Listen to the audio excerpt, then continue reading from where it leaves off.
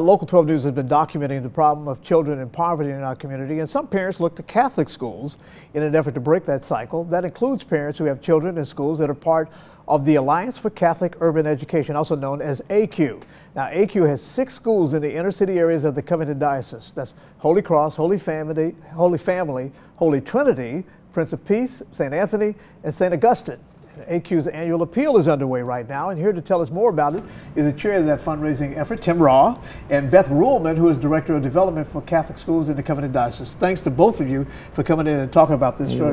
First of all, let's talk about the students who are in these 6 schools, a snapshot of the kind of kids who attend this school.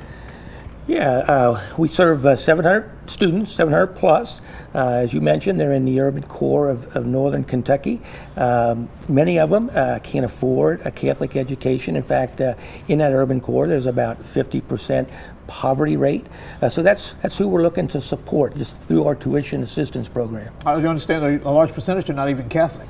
There's about 43% who are not Catholic, if I understand that correctly. And you know, our bishop, Bishop Foy's in Covington, says that we are not there just to serve Catholics. We are Catholic and we're there to serve. Okay, with that in mind, what do parents tell you about why they want their kids to get a Catholic education? Well, for so many of our families, if they have been raised in the Catholic tradition, it is quite important to them.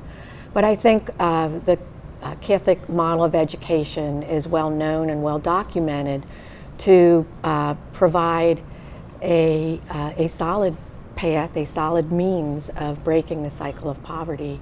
The quality of the education, the individual attention provided to the children.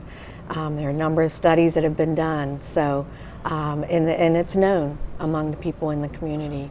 Based on the statistics that you just gave, I would think that many of these families couldn't afford going to these schools without some assistance. Correct. Is that correct? Correct. We do all we can to minimize the cost of education.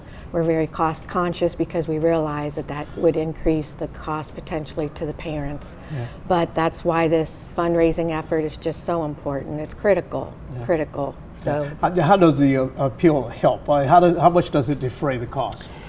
Well, the cost for educating a child through the ACUE system is just over $5,000. There is some parish support for the children.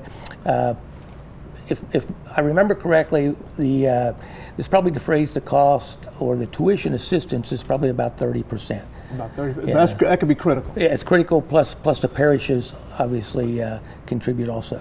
All right. If someone wants to contribute, if they want to be a part of this effort to help these people help themselves, what should they do? Well, they can contact our schools.